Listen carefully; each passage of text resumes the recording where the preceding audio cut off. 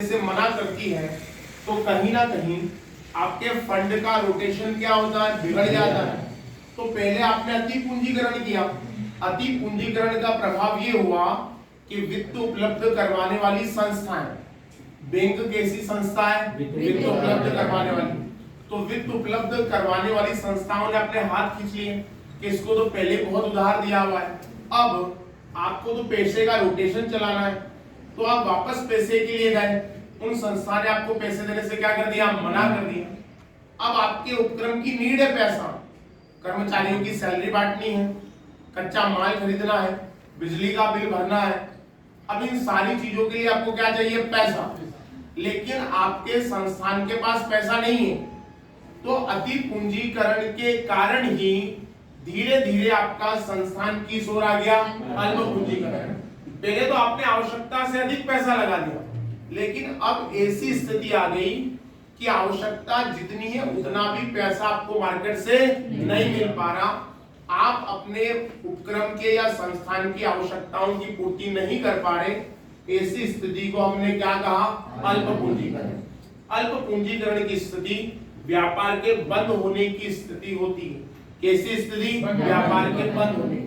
जैसे एक कहावत है, कहल कही जाती है, मरे हाथी को नहीं खींचा जा सकता, मरे हाथी को नहीं खींचा जाता।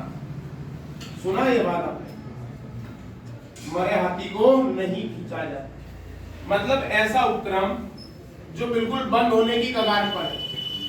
अगर ये कोई वस्तु उत्पादित कर रहा है तो उसकी मांग ही नहीं है बाजार में, और फिर भी आप जिद लगाए बैठे हो कि यार चलेगा, हम तो इसको चलाएंगे, इसको बढ़ाएंगे आगे।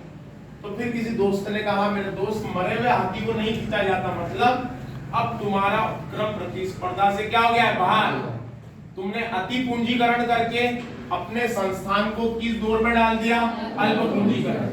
और अल्प पूंजीकरण और अति पूंजीकरण दोनों ही स्थिति में वित्त उपलब्ध करवाने वाली संस्थाएं अपने हाथ खींच लेती है, क्योंकि अल्प पूंजीकरण की स्थिति से सबसे ज्यादा प्रभाव आपकी साख में पड़ता है। किस पर पड़ता है, साख। किस पर पड़ता है, साख। मान लीजिए अभी भारत की कोई भी बड़ी कंपनी अगर अल्प पूंजीकरण से गुजरेगी तो क्या कोई बैंक उसे वित्त उपलब्ध करवाएगा, नहीं करवाएगा। अच्छा, बैंक कंपनी को या उपक्रम को वित्त क्यों उपलब्ध करवाता है, ब्याज के लिए। क्या ये 1000 करोड़ रुपया लोन लेगी और बदले में मुझको क्या मिलेगा, ब्याज। अरे विजय माल्या को लोन दिया था किसने, तो क्यों दिया था, ब्याज के लिए। नीरव मोदी को लोन दिया था पंजाब नेशनल बैंक ने, किस लालच में दिया था, ब्याज की लालच में, कि मुझे किसकी प्राप्ति होगी, ब्याज की। लेकिन इनके संस्थान किस दशा से गुजर गए, अल्प पूंजीकरण। लेकिन इनकी पहली दशा क्या रही होगी, अति पूंजीकरण। और अति पूंजीकरण से ये किस दौर में आ गए, अल्प पूंजीकरण। और अल्प पूंजीकरण किसी संस्थान की किस अवस्था को दर्शाता है, बंद होने की अवस्था। कि अब संस्थान क्या हो चुका है, बंद। तो मतलब मैंने कल भी कहा था, ना तो संस्थान के लिए अति पूंजीकरण आवश्यक है और ना संस्थान के लिए अल्प पूंजीकरण आवश्यक है। दोनों से ही किसका नुकसान है, उपक्रम का। तीसरा पॉइंट देखिएगा, संचालक उपक्रम पर नियंत्रण करने के उद्देश्य से अल्प पूंजीकरण को प्रोत्साहन देते हैं। हमने 3 स्तर देखे थे, शीर्ष स्तरीय प्रबंधक, मध्यम स्तरीय प्रबंधक और निम्न स्तरीय प्रबंधक। शीर्ष स्तरीय प्रबंधक में सबसे ऊपर जो होते हैं वो कौन होते हैं, संचालक। संचालक मंडली चाहते, संचालक जो होते हैं वो चाहते हैं कि उपक्रम पर उनका क्या रहे, पूरा नियंत्रण रहे। इसलिए वो लोग वित्त की उपलब्धता आसानी से नहीं होने देते। मान लीजिए एक कंपनी में हम 10 संचालक हैं, कितने संचालक हैं, 10। और 10 संचालक में मैं ऐसा व्यक्ति हूं जिसके पास वित्त के कई साधन हैं, या जो कंपनी को कहीं से भी वित्त की उपलब्धता करवा सकता हूं। मान लीजिए 31 दिसंबर को कंपनी को 10 करोड़ रुपए की आवश्यकता है। कितने करोड़ रुपए की आवश्यकता है, 10 करोड़। 10 करोड़ रुपए की आवश्यकता है। अब 31 दिसंबर को आवश्यकता है, आज तारीख क्या हो गई 28, तो फिर 29 और 30 और चौथे दिन कितने पैसे चाहिए 10 करोड़। मेरे साथ वालों ने सभी ने कोशिश कर ली, पर मैंने चूं तक नहीं बोला कि हाँ मैं कर दूंगा। और जब मैंने देखा कि हाँ अब किसी से नहीं होगा, तो 30 तारीख को बोला ये व्यवस्था मैंने कर दी है। तो मतलब इन 3 दिनों में 28, 29, 30 इन 3 दिनों में उपक्रम की जोर से गुजरा अल्प पूंजीकरण। अच्छा, मैंने 28 तारीख को ही क्यों नहीं बता दिया? क्योंकि मैं उपक्रम पर क्या करना चाहता था, नियंत्रण। जब मैं 30 तारीख को पैसे दूंगा तो जितने भी हम संचालक हैं उनमें सबसे ज्यादा प्रभाव किसका रहेगा? जिसने पैसे दिए। तो मेरा उद्देश्य क्या, संस्थान को पहले पैसे देना नहीं था, लेकिन मेरा उद्देश्य था संस्थान पर क्या करना, नियंत्रण करना। मेरा उद्देश्य था मेरे फैसलों को आगे से मनवा लेना। अब ये मान लो जब मैंने पैसा दे दिया, 5 जनवरी 2023 को एक मीटिंग हुई, 5 जनवरी 2023 को एक मीटिंग हुई। मैं एक प्रस्ताव लेके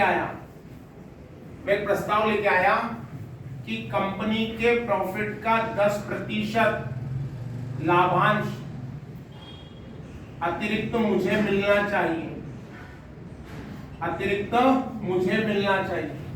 बताओ मेरे प्रस्ताव का विरोध होगा? नहीं होगा।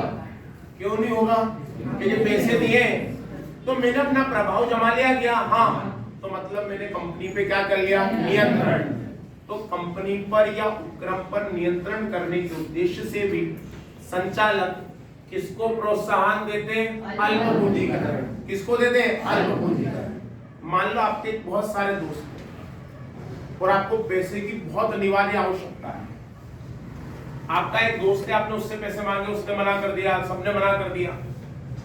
फिर बाद में आप जिससे आपने सबसे पहले मदद मांगी थी वो आया आपके पास कि क्या हुआ, कुछ इंतजाम हुआ क्या? बोले नहीं हुआ यार। ले चल, मैंने करा यार, कहीं से करा नहीं है। वो आपको अपनी अनिवार्यता बता रहा है कि मेरी अनिवार्यता क्या है।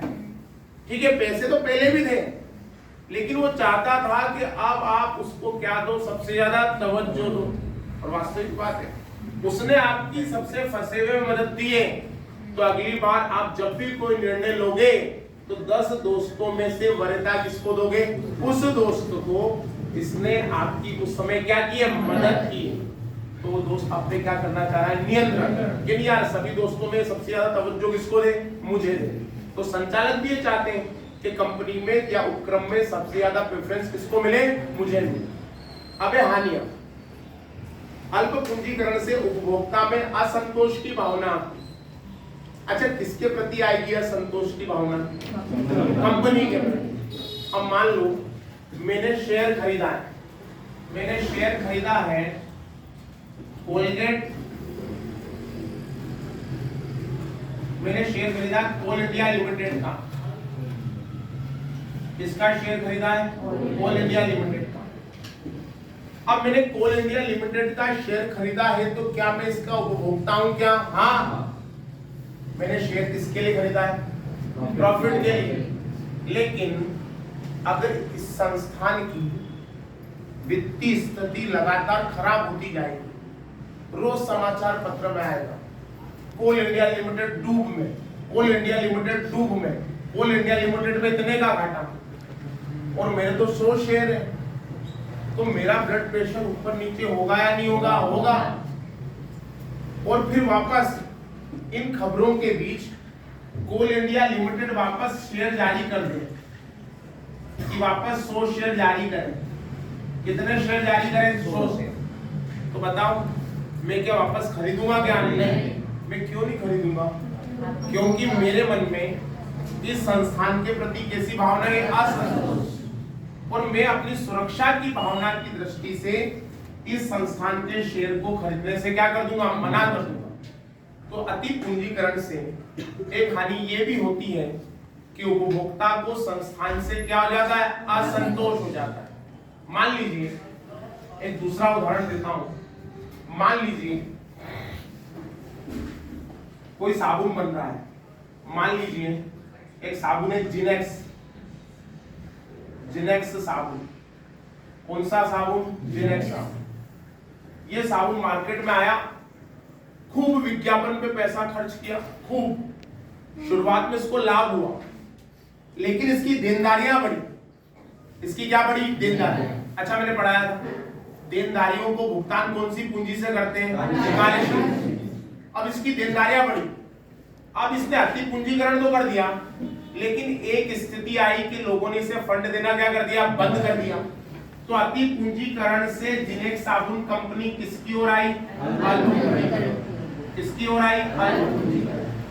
अब साबुन बनाने के लिए इसे जितना कच्चा माल चाहिए उतना कच्चा माल नहीं मिलता, लेकिन इसके साबुन की डिमांड बढ़ रही। इसके साबुन की क्या बढ़ रही है? डिमांड। अब मान लीजिए डिमांड है 1000 साबुन की। डिमांड कितने साबुन की? 1000, लेकिन ये कंपनी कितने बना रही है? 400। और आप जब दुकान पे लेने जाओ, आ गया क्या? अरे माल ही नहीं आ रहा यार उसका। ठीक है, शाम को आएगा, शाम को नहा लेंगे। फिर गए, आ गया क्या? अरे आने का था पर आया ही नहीं यार उसका माल। ठीक है, ठंड का मौसम है, कल नहा लेंगे। फिर दूसरे दिन आ गया क्या? नहीं आया। अब लाना भी मत उसको, लेना ही नहीं मेरा। तो बताओ, उत्पाद के प्रति असंतोष की भावना जागी या नहीं जागी? जागी। तो उत्पाद के प्रति जागी, तो इस उत्पाद को मतलब प्रोडक्ट को बना कौन रहा है? संस्थान। तो संस्थान के प्रति जागी या नहीं जागी? जागी। और 4 लोगों को बोलोगे कि नहीं बोलोगे? बोलोगे। अरे वो साबुन अच्छा नहीं है, टाइम पे मिलता ही नहीं, कोई मतलब नहीं उसको लेने का। तो कहने का मतलब ये कि ये सारी चीजें किसके कारण हुई? अल्प पूंजीकरण। मतलब अल्प पूंजीकरण संस्थान को उतना ही नुकसान पहुंचाता है जितना नुकसान कौन पहुंचा रहा है? अधिक पूंजीकरण। समझ रहे?